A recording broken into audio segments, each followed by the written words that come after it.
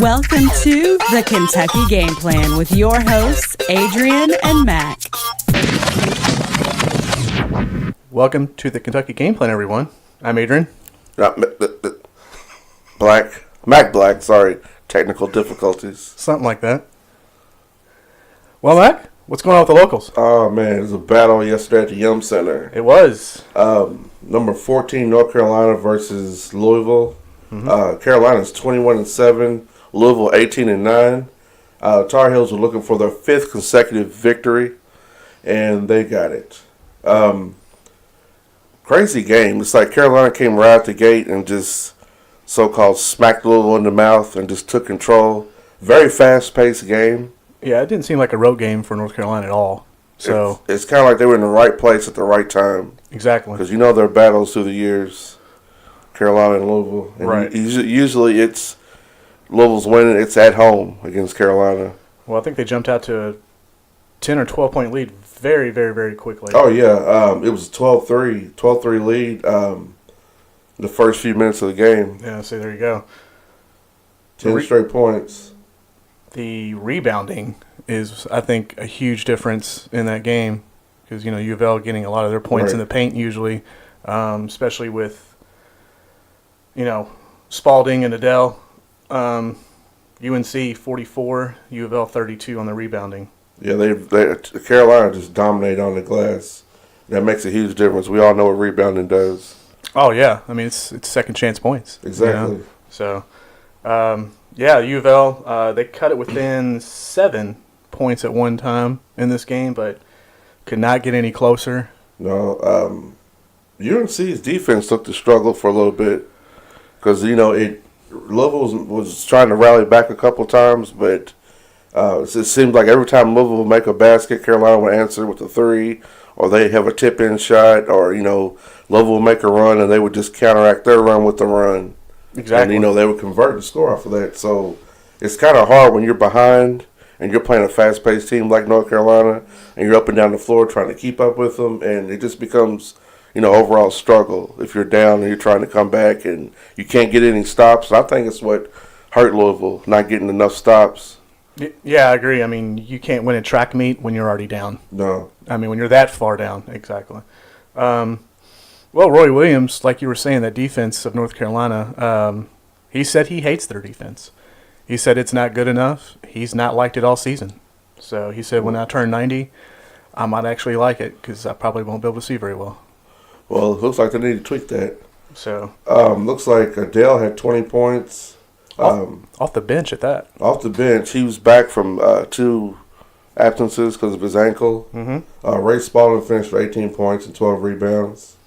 He had like a nasty fall, toward the 4 or 5 minute mark, I think. Yeah. Because it looks like he had dunked or he came down the wrong way. Awkward, yeah. Came down awkward. So that was kind of scary. Luckily, he wasn't hurt from that. Quentin Snyder also pitched in with 12 points on that. So yeah. Also, another note as far as Tar Heels go, Roy Williams feels like they won't be part of the big FBI investigation with all NCAA teams. He feels very confident in that. He said when the phone rings, I don't even bother. Right. So, I mean, you can't. I mean, they got other stuff to, you know, look forward to and worry about. Well, I mean, you know, the ACC enough said, enough to worry about. So, looks like Barry finished with 23 points. Luke May 19 points, 13 rebounds. Mm-hmm. He was kind of sluggish offensively starting off. He had a couple rebounds, which I think kind of got his offense going. Which, exactly. You know, Theo Pinson had 19 points, Cam Johnson 12 points, and Kenny Williams finished with 11 points for the Tar Heels. And it looks like they have Syracuse on Wednesday. Yep, and U of L, Duke on Wednesday. At Cameron, and they're looking to get their first win in Cameron. So yep. I wish them the best of luck. It's gonna be a battle.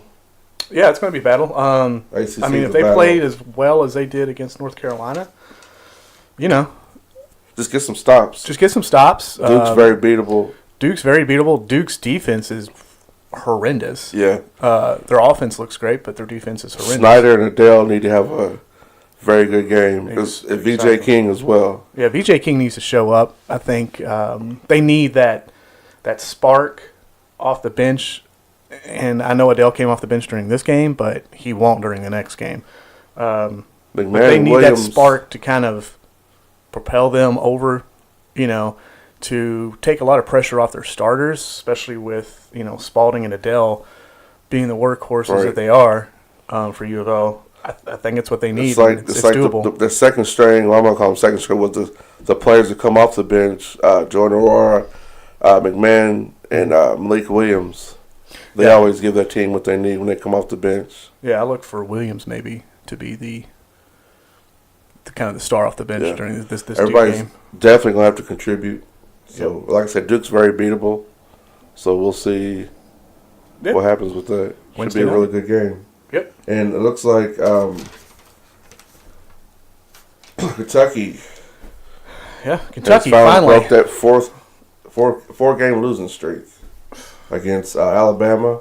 Kentucky's now 18-9. Mm-hmm. Alabama is 17-10. Wow.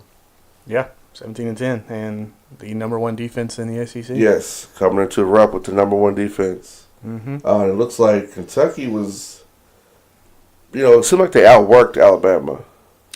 Well, like Coach Cal said, this team played with despair. Desperation. And my question is, where was that 3 games ago? Exactly. But they played more with a sense of urgency as well. Well, yeah, and they attacked. Yes. And that was, I think, the key matter of attacking the rim. Stop settling for jump shots, And the communication looked a lot better as well. I agree. And we've talked about that in the past, about you got to be able to communicate, not bicker at each other, but communicate. Now, the Auburn game, from what I was told, there was a lot of bickering going on between the players. From what I understand, I agree with that. If you're on the floor fussing at each other, you don't get nothing done. Well, no, and you're just creating more of a monster that's already there. Right, and then you take it back to the locker room. Sometimes might spill over into practice or the next game. So true. You got to, cut the head off that monster and kill it right there. Nip it in the bud. UK rebounding, 20 offensive rebounds in this game. Yes. UK won the rebounding effort in this game, 44-27. And it turned into the second chance points they needed. Exactly. Second chance points to win by 10. This team, I don't know. They're on the bubble right now as far as making the actual tournament. Well, they are 5 games behind Auburn. Yep. They're looking to build off this win, which it puts them 7-7 in SEC play. Well, my thing is this. With all that talent, I mean, a lot of it, I agree with some of the other media people, kind of goes on the coach, but, majority of it, though, I believe, really goes on the players. Well, the coach can only say so much to the players. So, well, a coach can only coach so much. You got this play, and this play. You know what you're supposed to do. You know your role. Go out there and play ball. Communicate and play smart basketball. I was talking to a friend of mine the other day, and we were talking about UK basketball, and I agree that, with Calipari's recruiting and the players that he gets, and I know it's the whole one-and-done thing, and I get it, and it's, 5-star recruits. My whole thing is when these teams like this team loaded with such talent across the board, I mean, you got probably 8 guys that are going to be in the NBA in the next 2 years off this roster alone. They're not ready to go this year. No, I agree with that. But that being said is, coaches can only coach so much. Players got to play. But at that point, when do some of these players kind of mentally check out as far as, okay, we're 15 games in, we're 20 games in. When do they kind of start to check out mentally, thinking about the NBA camps and the NBA draft? Well, it's funny you say that because I think that's where all their minds are right now is, I'm not worried about college ball because I know going to the NBA. Right. And the whole one and done thing, I think they need to make it a rule to stay 2 years. Yeah. Play 2 years. Right. That third year, if you want to leave, you're allowed to do that. But your minimum should be 2 years. I believe that. I mean, because, when you get to the college level, you're playing against pretty good talent. Right. I mean, you might be the best at your AAU or your high school level. But the AAU, college, NBA, it's 3 different zones. Right. But that being said, though, you got to develop your body. You got to develop your game. And, the talent is there to go to the NBA. But we've seen a lot of players go to the NBA. I mean, not just at Kentucky. It takes more than talent. It takes more than talent. effort and work. But some of these guys, I mean, they go to the NBA into the first round. Let's just say, like Diallo's kind of projected to go into the first round, right? He's not ready. You might even see this dude for like another 3 years, Right. So why not just stay at the university and develop your game? Right. Exactly. Your fan base is great. You're at a top 5 school. Let's be honest. And I think across the board, I think college and the NBA need to get together and come up with a rule: 2 years minimum, across the board. Just like football, you got to be there 3 years before you come out. So. Well, I mean, the other option is playing LeVar Ball's league. They always got that option. Yeah, there is that option. But a lot of these guys, like I said, they get drafted. You don't hear about them for like 2 or 3 years, and then all of a sudden they're kind of on a roster. Right. And then it takes them like another 4 or 5 years to kind of build themselves within the game to be in that starting role. And that's not necessarily the star, but in the starting you're still rotation. a couple years of college, right? Prepared to being able to get the education and to prepare yourself, work on your game to get ready for the next level. I agree. Well, I just moved a little too fast, but they're starting to look, back to normal again. So hopefully they can stay consistent and build off of this win, move forward, and win out. Washington finished with 16 points, Knox 13 points, Green had 12 points, Joe Vanderbilt had 11 points, 9 rebounds. Nick Richards finished with 10 points. Now Vanderbilt, yes, rebounding machine. Yes, he always comes through when they need him, clutch with the rebounds. Oh, I agree. I agree. He's the spark that kind of ignites that team when they need a spark. And he hasn't had a breakout game yet. Something's coming, though. I feel he's going to turn it on at the right time.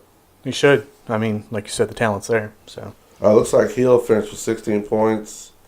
John Petty, 13 points. Colin Sexton, 12 points. And then Alex Reese had 10 points for Alabama. So there you go. Pretty good matchup. Yeah, great matchup. Like, number 1 defense in the SEC, Alabama. Right.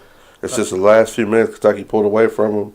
Mm-hmm. And you seen the communication there as well. Yeah, and the huddles ain't on the floor. So they need to keep that from tip-off to that last buzzer. Communicate, execute, and play smart basketball. I agree. That's all you got to do.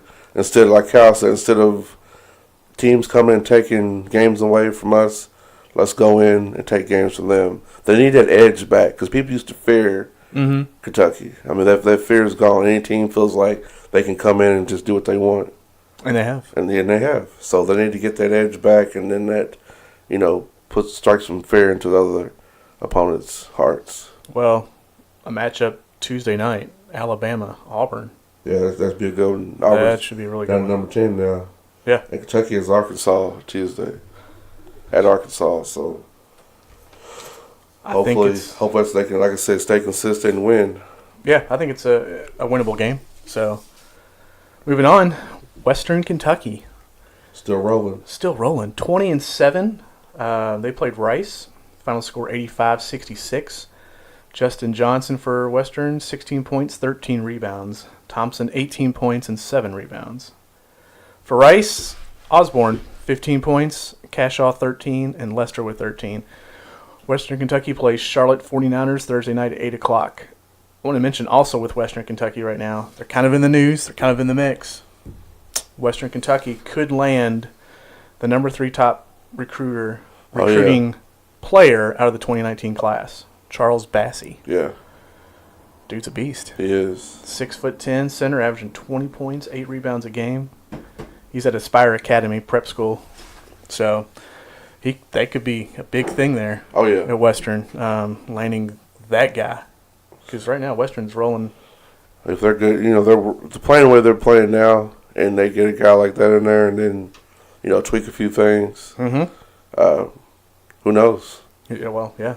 I mean, who knows with that guy coming in and that coach. Right. I mean, they're on the rise, definitely. He's been coaching a long time, knows what he's doing. How about Bellermine? Bellermine, yeah. Bellermine and Truman University. Bellermine 82, Truman 70. Where is Truman University? That's a great question. I'm not positive on that. Wow, Bellermine, that Eberhard guy. He's a monster. 16 points, 7 assists. Cook with 24 points, 9 rebounds, and Bach with 14. Bellermine plays the University of Indianapolis. Okay. Thursday night, 8 o'clock. Bellermine's flying high right now. Everybody's peaking and Yeah. doing what they're supposed to be doing. So, Truman University is in Kirksville, Missouri, by the way. Kirksville, Missouri, okay. So, Thanks for the Kirksville, Google Missouri. note, Sam. Now we know. It's just some of the teams they play you Yeah. really never heard of. So Well, no, I agree. And there's such a that gives us something to Google now from here on out. yeah. So if we come across a team that has an opponent we haven't heard of, we can just find out who they are Well, I instead of agree. wondering. Awesome. NFL, just a couple little tidbits here and there I've heard Uh-oh. kind of like through the wire. AJ McCarron, who won the grievance for becoming a free agent from the Cincinnati Bengals. I seen that. New York Jets are like ready to dish out the money, from my understanding. Wow. To You know, land I AJ sent McCarron. that same piece to one of our biggest Bengals fans we know, Yeah. Chuck Jones. Right. So he never responded to it. So I'm gonna have to ask him a little later what he thought of that. Well, the Broncos look like they're going to go after Kirk Cousins, from my understanding. So, Okay. I mean, Yeah, can't have that's two been in the quarterbacks news. on that roster. I mean, Right. that money, good Lord. They were talking about that like right before the Super Bowl. Yeah, they were. Case Keenum, the Vikings, talking a situation out that could be kind of like a long-term deal there Okay. as far as their starting quarterbacks. Because right now, for the Vikings, every one of their quarterbacks are free agents. Wow. So Case Keenum, Teddy Bridgewater, Sam Bradford, all free agents. Do you think any of those will stay, or you think they're gone? I think the only one that really will stay, like I said, Case Keenum. I mean, they're looking at a long-year deal with him, and he's injury-free, I guess is the way to kind of put Right. it. You know, Bradford with Yeah, a his lot of shoulder. quarterbacks have been banged up. Yeah. Where do you think Bridgewater go? Well, I'll say the Arizona Cardinals have some interest in Teddy Bridgewater. Really? Yeah. So, you know, that could be a fit. You know, I can see him there. Carson Palmer's gone. Yeah. You know, they're starting Had a quarterback. great career, by the way. Great career. And their backups are not starting quarterback material. Well, Arizona, you guys need to pull a string and get Bridgewater in there. Yeah, so I agree. Fitzgerald's returning. Yes, Larry Fitzgerald, Speaking of Arizona Cardinals, he's coming back for his Hall of Fame career, enough said. 15th season? 14th? 15th, Yeah. yeah. Wow. So, Dude still plays at a high level, though. every game, Yeah. he's a A beast. lot of respect for him. Moving on to the NBA. NBA All-Star Weekend at that. It is. We had the dunk contest last night, which we'll get to that here in a second. 3-point contest. Mm-hmm. Devin Booker walks away with that. 28 points. Beating out Klay Thompson and Tobias Harris. Oh, okay. Paul George, he was in that. A couple other guys. Yeah, I'm not sure as far as the whole starting lineup for that 3-point contest. But congratulations to Devin Booker, though. That's pretty impressive. Hey. Which I'm not shocked. But Local guy, right? exactly. But we all know Klay Thompson's ability. Oh, no. Tobias Harris, too. We've seen those guys shoot. So to beat them, Yeah, on the Yeah. level of the All-Star 3-point that's contest. a pretty tremendous accomplishment there. And then there's the little guy, The little guy. slam dunk champ. Donovan Mitchell. Yeah, He showed out. that he did. So and he played well during the USA World Game as well. Yeah, he had some cool dunks in that. He did. That off the backboard. Dude's definitely a human highlight film. He Should I is. say? Yeah, he's paying I mean, homage to Dr. Duncanstein, as they say. Oh yeah, that was great to see that. Yeah, and then paying some homage to Vince. Yes, Vince Carter. taking off his Utah jersey. Yeah, And have the old Raptors exactly. jersey underneath, and the dunk looked pretty spot on. But we know Vince, he put a little extra, Well, a little force in there. But true. pretty dead on. I mean, the guys are two different weight classes too. So. Well, yeah, exactly. Right, but I think the best dunk of the night should have won. Nothing against Mitchell. I'm not taking nothing away from him, I promise. Dennis Smith. Did you see that? I did. That between the legs. 360 between 360. the legs. It was insane. It was insane. And for him to get beat out like that, I mean, Larry Nance Jr., I'm going to take nothing away from him because it was down to him and Mitchell. Mm-hmm. And I mean, all these guys were great. right. They were. Dunks were. Larry Nance was right there watching his son. And, that was probably a highlight for him to see his son. And then for him to put on the old school, uniform and to come out and to emulate what his dad did, the dunk. And it was dead on. They showed them side by side. Right. Yeah. Crazy. It was. And Oladipo, the Black Panther. The mask and all. Exactly. The mask and all. Wow. Yeah. Chaz Bozeman being there, first row, gave him the mask. I was supposed to have been there. Well. But I had other obligations. So did you? Okay. I couldn't make it this year, but next year. There's always next year. Yeah. But this is one of the best dunk contests I've seen in a while. I'd say within the last 5 or 6 years, easily the best dunk contest I've seen. And congratulations again to Donovan Mitchell. Donovan Mitchell and Devin Booker both doing their thing. The USA World Game, you know the score of that? World Team 155, USA 124. Wow. Did you get to see any of it? I saw some highlights here and there. What'd you think? It was just literally a highlight game, pretty much, for every player that was on the court. Right. There was no defense played. Obviously, you can tell with the 155-124 score, no defense played. But that being said, Jamal Murray also chipping in with that world team. Remember, he was the 2017 MVP of that game. Right. So, it was just, dunk, open three-pointer, dunk. And like you said, Donovan Mitchell showed up in that game, and he had some highlights in that. So. Always. It's going to be fun watching him from here on out. Agreed. Stay healthy and just get out there and do his thing. He's probably going to win Rookie of the Year. Yeah. I don't see this Donovan Mitchell train stopping anytime soon. He got my vote. Yeah. It was good to see De'Aaron Fox out there as well. Because, him coming off the bench with Sacramento and all, but he's actually getting to start and playing the game. So it was good to see him play as well. I want to give a shout out to Muhammad Ali Center. Oh, yes. I agree. Finally, both of us finally had a chance to go check the place out, and it's phenomenal. It is phenomenal. And they're doing more and more there. As we were there, they're, adding another floor basically to the exhibit. And what we saw was, like you said, phenomenal. It's an inspiration just to walk in there. Everybody was like super nice. A lot of history in there.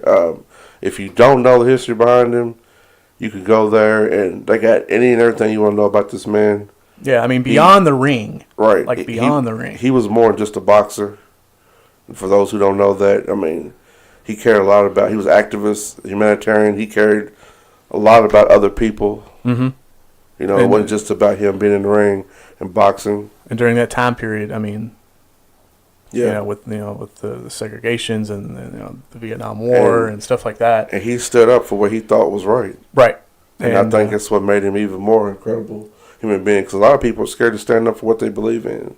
Well, they're scared up to, like you said, for what they believe in, but also for the other side of about what society thinks. Society thinks and. You think is right, and you want to voice your opinion, but I think you should. Well, that's. Yeah. But awesome place. If you guys haven't been, you need to go. And it's $5 this month, by the way, to show your Indiana or Kentucky ID. Right. It's $5 through the month of February, but definitely check it out. I will be back. Yeah, I can't wait to see. I won't get that when they finish level. the restoration they're doing there. Yeah. So. Definitely be back there. I kind of thought that other the highlights that they were showing with him, like through the exhibit. There's one section of the exhibit that's actually the boxing ring, and you're looking down on the boxing ring from that level, which is actually where his highlights were shown through the boxing ring. So the projection is coming down from the ceiling awesome. onto the actual ring. So I thought that was really cool the way they did that. It's the first time I've ever seen anything like that. But really, really cool place. Like I said, we will definitely be back. Also this weekend, checked out a movie. I don't know if you've heard it. I've heard it. I've seen it. Yeah, you haven't seen it. What'd you think? You need to see it. What'd you think? I'd probably say 10 out of 10, man. Okay. I mean, Marvel has, I mean, it's a monstrous train that's not going to stop anytime soon, and they keep knocking it out of the park. And every time they do it, they just get better and better and better. And this is like from a different, I'm not gonna say a different angle, but this is a whole different like culture. Yes. You know, you got this whole, what's the name of the land they were in? What's his homeland? Wakanda. Wakanda. Okay. Yep. I wanted you to say it because I didn't want to say it wrong and look stupid, but yeah. But yeah, like you said, they hit it out of the park as far as the culture. You know, they wanted to use a lot of the African languages, Right. And of course, their costumes and whatnot. They The did it to a T. storyline looks great as well. Oh, the storyline's great. The actors, wow, But- phenomenal, all of them. But as soon as you turn the TV on or get on social media, it's Black Panther. Well, it should be right now. And they did a great job of pushing this movie. And definitely stay after the credits. There's 2 scenes, Okay. so definitely stay. All right. It's a Marvel thing, as you Awesome. know, but it kind of Yes. leads up to the Avengers, obviously. So check it out. I will. All right. Things going on around town. You got My Old Kentucky Dinner Train Murder Mystery down in Bardstown, Nice. Kentucky. That sounds cool. It is cool. Do you actually eat, or is it just like a... Yeah, you get a 4-course meal Oh, on let's this train. go. On train eating, what could be better? Well, yeah, you got a train. You got a 4-course meal. And a murder. You got a murder mystery being played out in front of you on the train. That's awesome. It's kind of a whodunit. People within the actual audience Mm-hmm. play roles within the actual dinner. So, you know, it's kind of a whodunit situation, Wow. but it could be somebody sitting next to you that whodunit. Well, as long as they don't touch my food, we're good. As long as they don't touch your food. All right. Well, no, that's one way to look at it. That sounds fun, though. Yeah. It is going to be Saturday in Bardstown, Kentucky at 4 p.m. Get your tickets early. All right. Tickets are not cheap. They're about $100 each. Oh, wow. But you get the 4-course meal, so you're paying for a train ride and a 4-course meal Right. and a show. So $100. That sounds worth it. Yeah. So definitely check that out. There's also a thing going on in the Jeffersontown Arts Historical Museum. It's Through the Lens is what it's called. It's photos of Kentucky through different photographers that are being shown. That will run till June 15th. And like I said, it's at the Jeffersontown Historical Museum. Check that out. Also, the Alley Theater is doing a lot of things right now. You might want to get some tickets for that. Different shows that are going on throughout the weekends, Friday and Saturday, different times and stuff like that. So check out their website. Like you said, the Muhammad Ali Center, tickets are $5 right now through February. Derby Museum. Derby Museum also. Yes, you're right. The Bourbon Classic Taste of History is going on too at the Fraser Museum. Get your tickets through the websites. Also, the Kentucky Center for Performing Arts is also having a bourbon tasting every hour. Like I mentioned before, starts at 4, goes to 10. Get your tickets through their site because multiple Right. tasting hours, multiple bourbons being tasted. So are you going? Are you going? I like to go, but I don't know, man. 4 to 10, Yeah, it's past my bedtime. Right. You know? I'm not gonna lie. a lot of bourbon going on. Well, you know, it's ramping up. All right. It's ramping up for that Derby. Oh yes, it's So- right around the corner. It's like I said, it's right around the corner. Also, don't forget the Victoria musical play with Pandora Productions. That's going to run March 15th through the 25th at the Henry Clay Building. Get Awesome. your tickets for that early. From my understanding, it's selling quick, so get your tickets. That's pretty much all I got, Matt. How are you doing? I'm doing great. I just want to say to everybody who's been listening to the show, thank you. Yes, Continue to keep listening. yes. Things are coming around the corner, as I say, and So we got a lot about to unfold this year. So yep. stay tuned. And Thank you for tuning in to the Kentucky Game Plan. I'm Mac Black. I'm Adrian Smith.